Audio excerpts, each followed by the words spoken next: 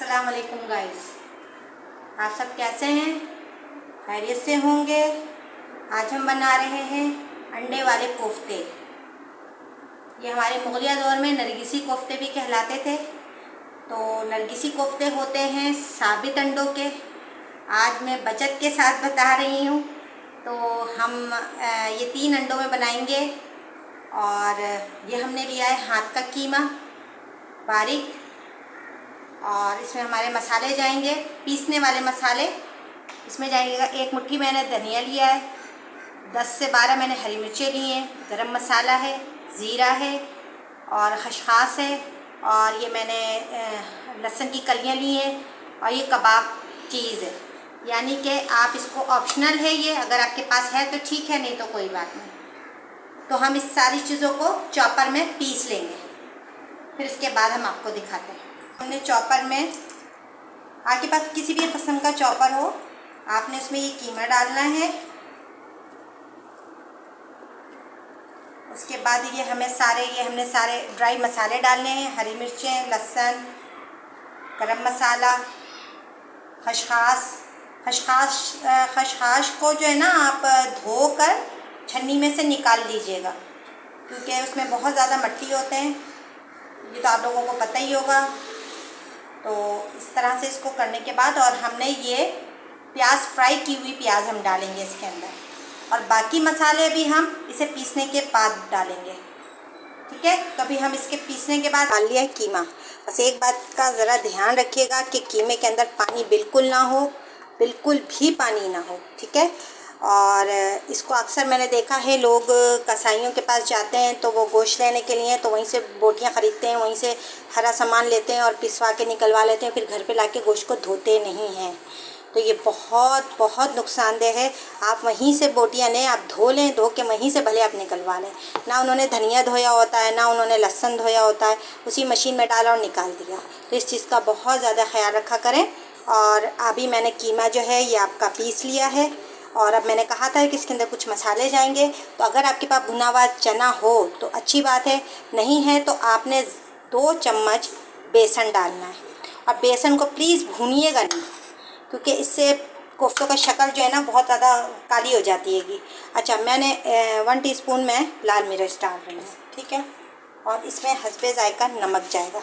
नमक डाल के अब हम इसे मिक्स करेंगे। देखें जी, ये इस तरह से सारे बेसन को, इन सबको, जितने भी मैंने आपको पीस कर बताए थे वो, और कीमे के अंदर जो जो मसाला पीसना था मैंने वो बताया, लेकिन आप कीमे को आप इस तरह से देखें, इस तरह से होना चाहिए, बिल्कुल एक आटे की डो जैसा। ठीक है, अपने लंबे शेप में, आपकी मर्ज़ी है जिस तरह चाहें आपको आसान हो। तो ये अगर लुक वाइज करना है आपको, तो थोड़े से अंडे लंबे शेप में काट लें।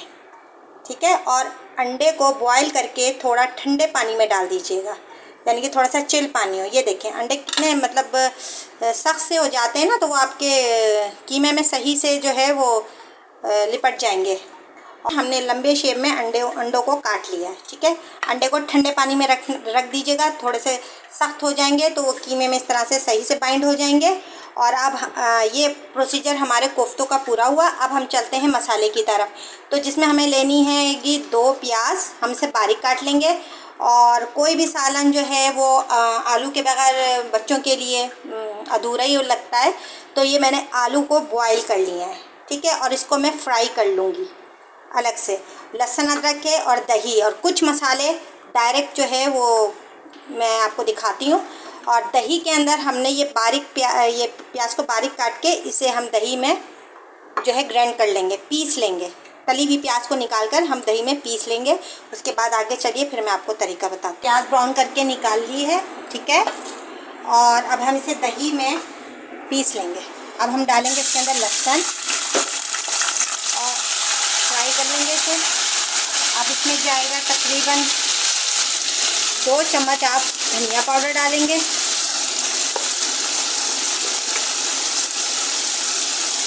ये तकरीबन 1.5 चम्मच आपने लाल मिर्चें डाली हैं। आप लोग जितना स्पाइस खाते हैं आप लोग उतने ही डालिएगा। मैं अपने हिसाब से डाल रही हूँ, आप अपने हिसाब से डालिएगा। 1/2 चम्मच हमने डाला है गरम मसाला पिसा हुआ। और अब ये जाएगा हल्दी। आप ये इस बात का ख्याल रखिएगा कि आप हल्दी जो है अच्छी वाली लिया करें और लाल मिर्च। उसमें ये होता है कि आपके सालन का कलर बड़ा ही खूबसूरत आता है। आप ज़रा सा भी डालेंगे तो सालन का कलर बिल्कुल ज़बरदस्त सा निकल के आता है। अब हम इसे मसाले को थोड़ा सा पानी डालकर इसे भून लेंगे।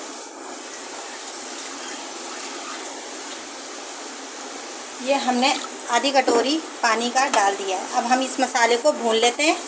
भूनने के बाद हम आपको बताते हैं कि कोफ्ते हमारे कैसे तैयार होंगे।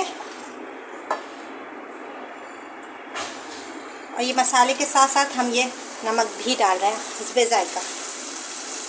नमक मिर्च आप अपने हिसाब से रखा करें। बाकी का जो मसाला है वो आप जिस तरह मैं बताती हूँ वही चीज़ रखा करें। अब ये हमारे मसाला भुन जाएगा तो फिर हम इसके अंदर दही और प्याज जो हमने पीस लिया है, ग्राइंडर कर लिया है, अब फिर हम वो डालेंगे। ठीक है, तो हम अभी आपको कोफ्ते बनाना दिखाते हैं कि कोफ्ते कैसे तैयार होते हैं। कीमे को इस तरह से लेकर बिल्कुल हथेलियों पे फैला लीजिएगा। इतनी मतलब मोटी ज़्यादा कीमे की लेयर नहीं चढ़ाइएगा। तो ये देखें, इसको मैंने थोड़े लंबे शेप में अंडा काटा है तो जाहिर सी बात है लंबे शेप में बनेंगे। तो आप इसे गोल भी काट सकते हैं। ये हमने 3 अंडों में 16 कबाब बनेंगे हमारे। तो माशाल्लाह इस जो आजकल सूरत हाल है इस मुल्क की, तो उसमें ये है कि माशाल्लाह अच्छी चीज़ भी खा लेंगे और मज़ा भी आ जाएगा।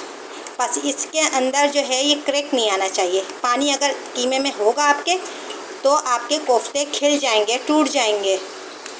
ठीक है, तो बस इस चीज़ का ख्याल रखिएगा। इसकी बाइंडिंग बिल्कुल सही होनी चाहिए। आप मेरे हाथ को देख सकते हैं,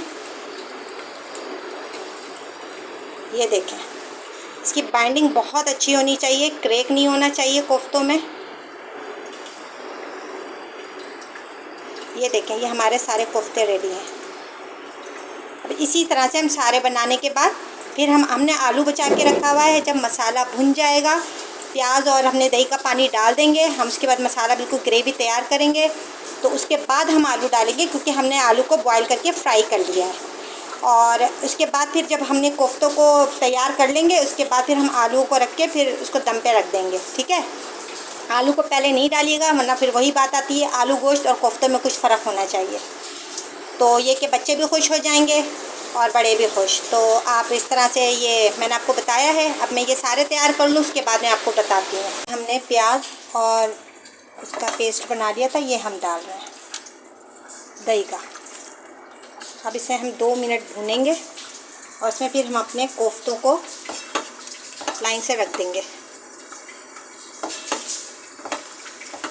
अब ये 2 मिनट भून जाए और मसाला तकरीबन भुन गया है, क्योंकि प्याज हमारी फ्राई है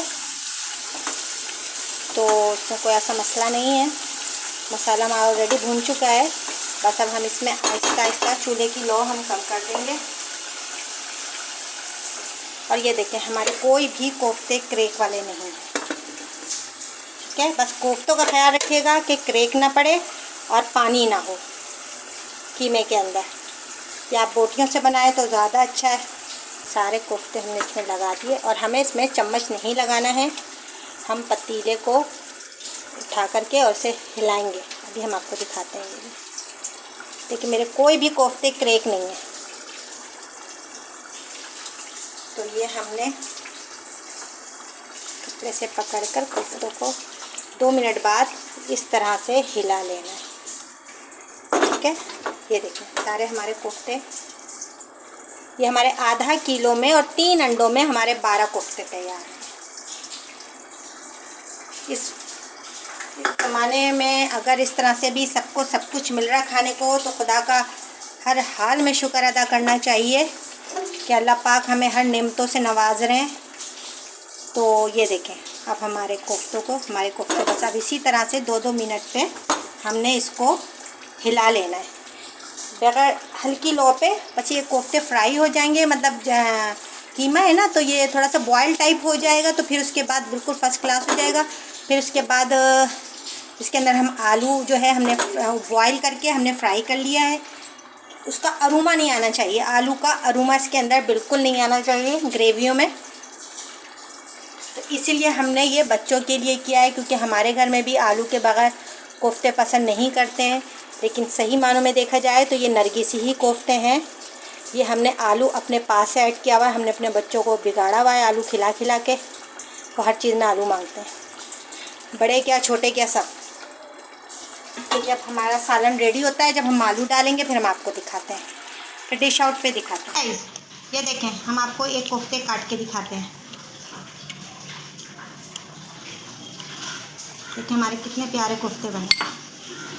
ये देखें हमारे नरगिसी कोफ्ते तैयार हैं। और हम जो है थोड़े से गोश्त में भी बहुत अच्छा सा जायका ले सकते हैं।